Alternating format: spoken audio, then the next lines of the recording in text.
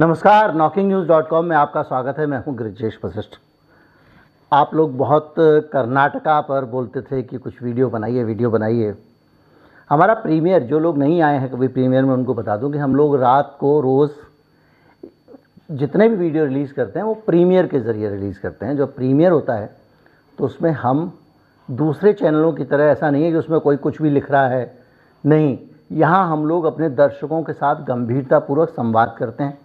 जो दर्शक होते हैं वो चैटिंग में मेरे साथ बैठे होते हैं और हम लोग एक दूसरे को अभिवादन करते हैं और चीज़ों का उत्तर भी देते हैं। तो उसमें बहुत सारी चीज़ें पता चलती हैं, जैसे कि ऑडियो की क्वालिटी को लेकर कोई बताता है, कोई कुछ और बताता है। और उसमें हमको ये बार बार लोग कह रहे थे कि आप कर्नाटका पर वीडियो बनाइए। अब कर्नाटक पर वीडियो बनाने का समय आ गया, जब लोगों ने अपना वोट सब डाल दिया है। अब आप पूछेंगे कि मैंने अभी तक वीडियो क्यों नहीं बनाया। मैं ये भी बताऊंगा और ये भी बताऊंगा कि कर्नाटक में इस बार एक आदमी होता है, पैर पे कुल्हाड़ी मारता है। कैसे कुल्हाड़ी पर पैर ही नहीं मारा गया है, कुल्हाड़ी के ऊपर कूद गई है बीजेपी, और इसलिए उसने अपना खेल स्वयं खराब किया है, जितनी मुझे समझ है उसके हिसाब से। कहीं मत जाइए, चैनल को सब्सक्राइब कर लीजिए, मैं अभी हाजिर होता हूँ।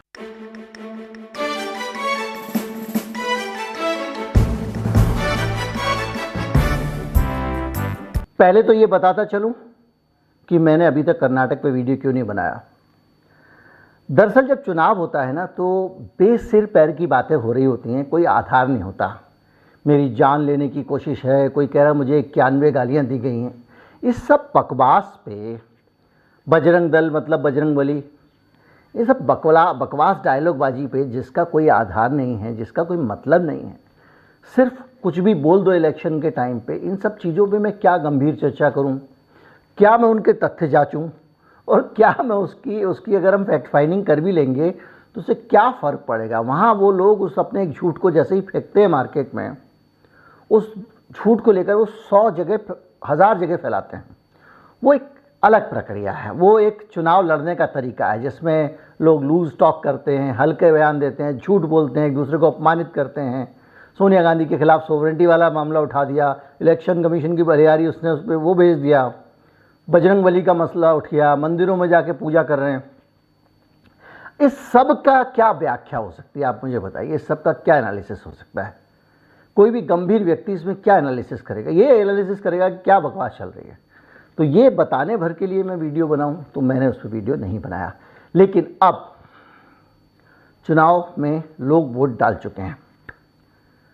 अब मैं आपको बताता हूं कि कहां कहां क्या क्या चीज़ें हुई हैं जिनके कारण भारतीय जनता पार्टी ने अपनी हालत को पहले खराब किया।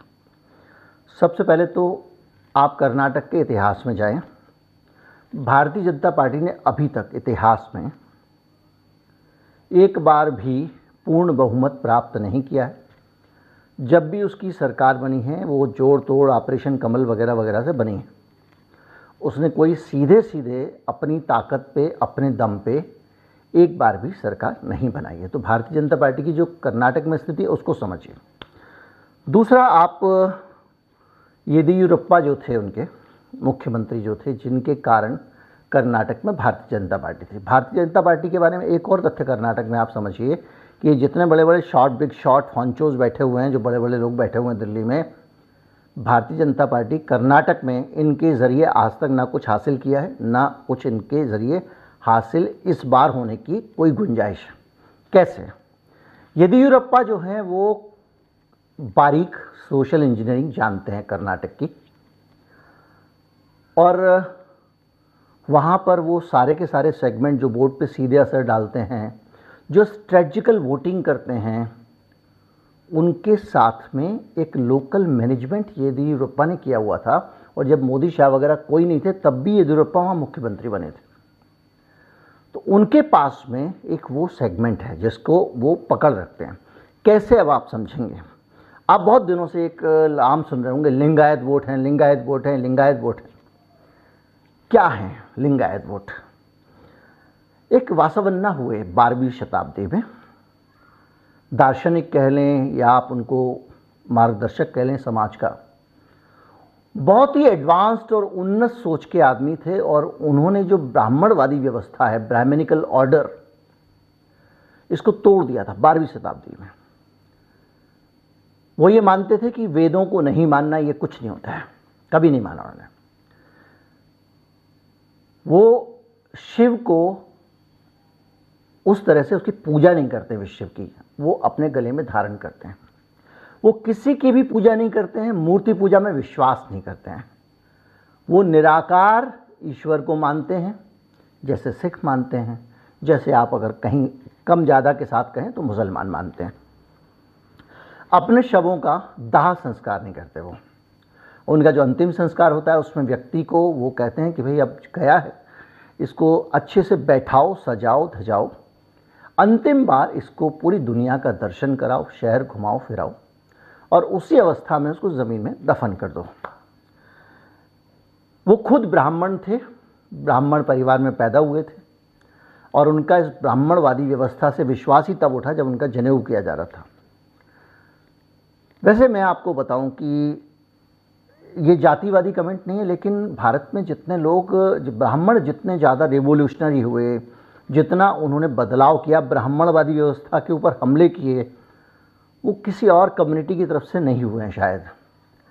आज भी ब्राह्मण्यवादी व्यवस्था के खिलाफ जो लोग पूरा एक बड़ा, चाहे वो रवीश हों या दूसरे पत्रकार हों, प्रसून वाजपेयी हों, दूसरे लोग हों, वो दम से लड़ रहे हैं। लेकिन जाति से, तो मेरा मानना ये है कि जाति से ज़्यादा सोच बड़ी होती है। तो वासवन्ना जो थे वो इन सब चीज़ों को नहीं मानते थे, तो उनके जो अनुयायी हैं वो हैं लिंगायत। लिंगायत इसलिए क्योंकि लिंग को धारण करते हैं, शिवलिंग को एक खास तरह के ताबीज के मानने गले में धारण करते हैं।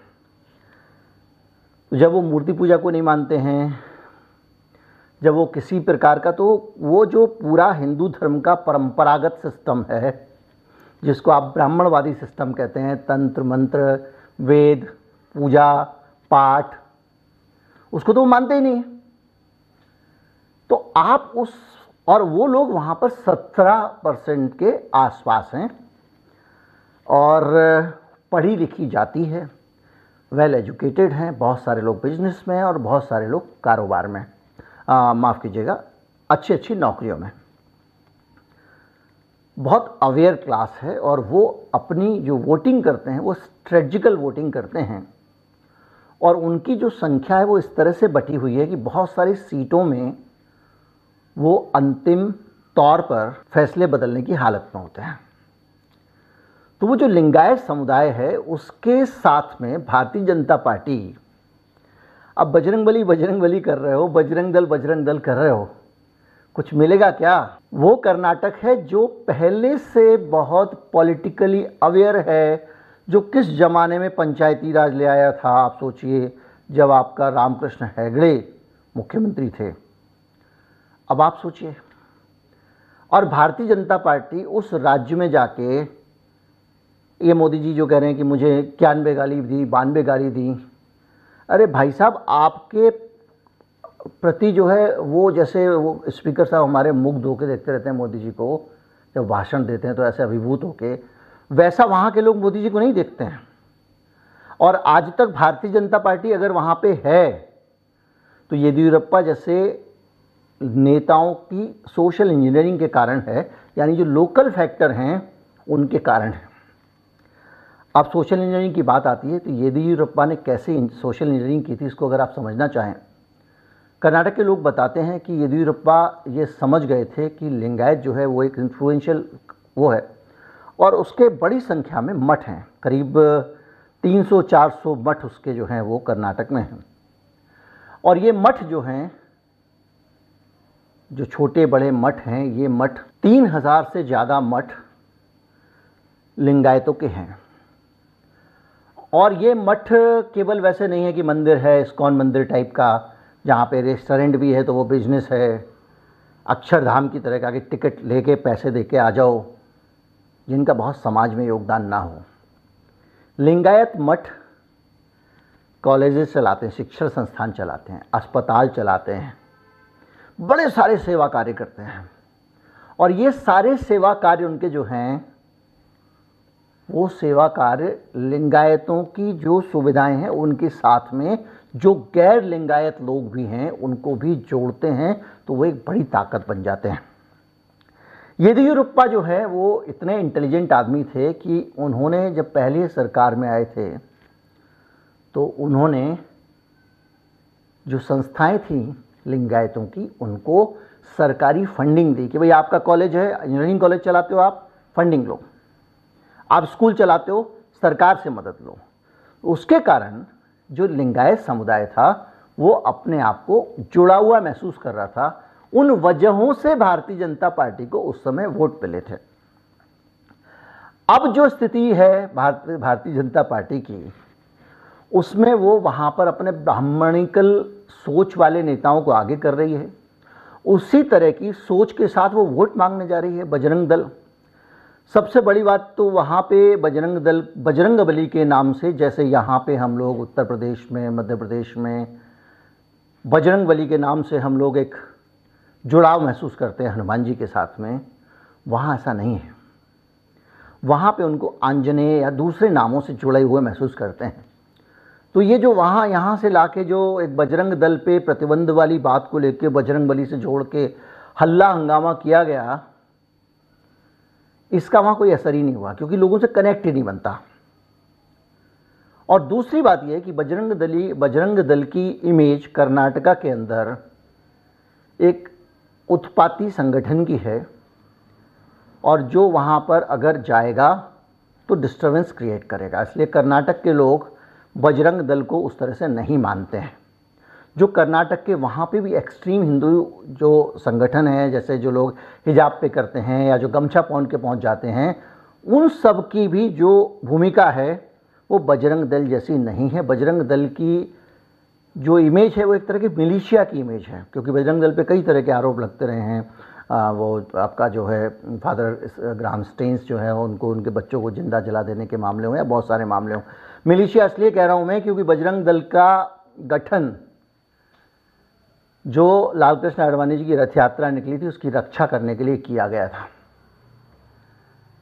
खैर, तो वहाँ पे जो लोग हैं वो उस तरह से कनेक्ट नहीं करते हैं। तीसरी चीज़, भाई जब कर्नाटक में प्रचार करने जा रहे हो, कर्नाटक के लोगों को आपकी बात समझ में आएगी तब तो आप प्रचार करोगे। कर्नाटक में 10 से 15% लोग ही आपकी हिंदी समझ पाते हैं। तो कांग्रेस पार्टी जिन लोगों को प्रचार करने के लिए भेज रही है वो तो धड़ाधड़ कर्नाटक कन्नड़ बोल रहे हैं, और आप जिनको प्रचार करने के लिए बोल रहे हो उनकी बातें ऊपर से निकल जा रही हैं, और जिन लोगों को समझ में भी आ रही हैं वो लोग हैं जो आपको वोट तो देंगे ही नहीं कभी। क्योंकि कर्नाटक में जो ज़्यादा हिंदी जानने वाली जो कम्युनिटी है वो मुसलमान है। मुसलमानों को हिंदी आती है वहाँ पे क्योंकि वो उर्दू से मिलती जुलती है, लेकिन वो आपको वोट देने वाले नहीं हैं। तो ये जो छोटी छोटी रणनीतिक गलतियां हैं इनके कारण, इसके अलावा आप सोचिए कि वहाँ पे एक तरफ तो लोकल लीडरशिप निकल के आ रही है, लोकल लीडर हैं जो सबको जानते हैं, जो वासवन्ना की आइडियोलॉजी को जानते हैं, जो जानते हैं मुझे क्या नहीं बोलना है कि लिंगायत को बुरा ना लगे। मैं वैदिक गौरवशाली भारत की बात करूँगा तो लिंगायत कहेंगे कि क्या बकवास कर रहे हो।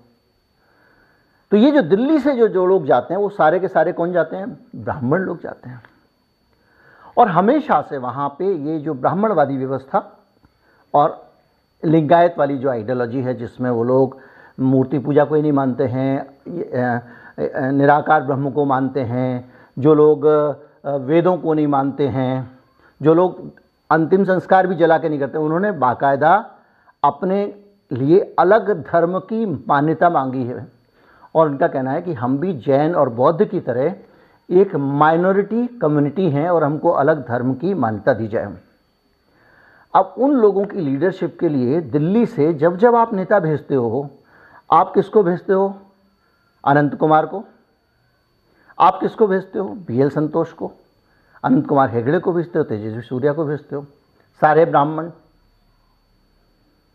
और सबके ऊपर से आप, ये गुजरात नहीं है जहाँ पे आप कोई काम मत करो, उल्टे काम कर दो, पुलिस सबके जाके एक एक डंडा मार के आ जाए और अगले चुनाव में आप खड़े होंगे तो मोदी जी के नाम पे वोट मिल जाएगा।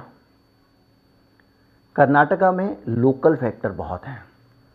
जो चुनाव लड़ रहा है उसके अपने लोग कितने हैं, उसकी जाति के लोग कितने हैं, उसको पसंद करने वाले लोग कितने हैं, उन सब मामलों में जो बाहर थे उनको आपने कर दिया बाहर, मुख्यमंत्री पद से हटा दिया। और उनको हटाने के बाद एक और गड़बड़ की, वो गड़बड़ ये हुई कि जो येदियुरप्पा के बाद में जो दूसरी सरकार आई, उस सरकार ने लिंगायतों को मिलने वाली जो सुविधा थी, ऐसा वहाँ के एक्सपर्ट का कहना है, उस सुविधा को करीब करीब छीन लिया। छीन कैसे लिया? उनको जो भी सहायता देते थे कॉलेज के लिए कमीशन मांगते थे। मतलब भ्रष्टाचार इतना चरम पे था। ये 40-42% वाली जो बातें हो रही हैं इसी पे हो रहे हैं। तो लिंगायतों की जिन संस्थाओं को जोड़ा गया था सरकारी पैसा देके, उन्हीं संस्थाओं को पैसे दे के पैसे मांगने लगे उनसे।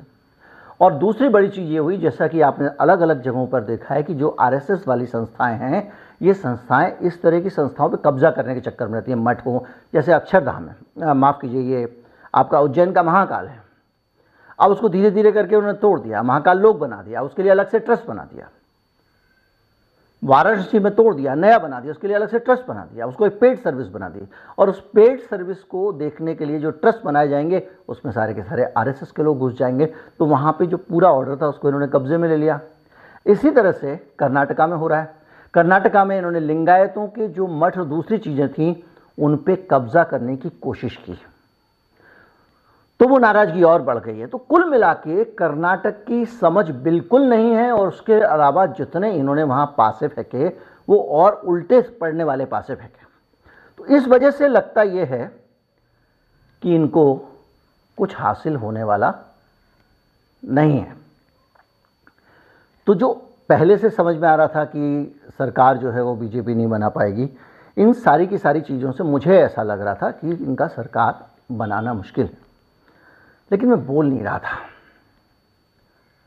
और कर्नाटक में गलती करने का मतलब आप जानते हैं, कर्नाटक गवा देना ही नहीं है। कर्नाटक में गलती करने का मतलब भारत का राजनीति का जो भविष्य है 2024 में क्या होने वाला, ये कर्नाटक से तय होगा। अगर कांग्रेस पार्टी कर्नाटक हार जाती है तो जो एक आप विपक्षी एकता की बात सोच रहे हैं, और जिसमें कांग्रेस पार्टी ये दावा करती है कि इसको हम लीड करेंगे, हम सबसे बड़ी पार्टी हैं, हमारे सबसे ज़्यादा वोट हैं, हमारी लीडरशिप में लोगों को इकट्ठा होना चाहिए, वो कांग्रेस पार्टी अपना एज खो देगी। 2024 के लिए अगर कांग्रेस पार्टी हार जाती है तो राहुल गांधी की प्रधानमंत्री पद के लिए दावेदारी अत्यंत कम हो जाएगी। जबरदस्ती वो कहते रहें, लेकिन लोग कहेंगे ना, आप तो कर्नाटक भी नहीं जीत पाए, आपने हरवा दिया। और इसी तरह से मोदी जी ने जो आखिरी समय में खुद को झोंका, उससे भी ये लग रहा था कि एक डेस्परेशन तो है, एक चीज़ समझ तो गई, क्योंकि जो वो मुद्दे लेकर आ रहे थे बजरंगबली, उनको पता था कि अब हम यहाँ चुनाव नहीं जीत रहे हैं तो बजरंगबली फेंक दो।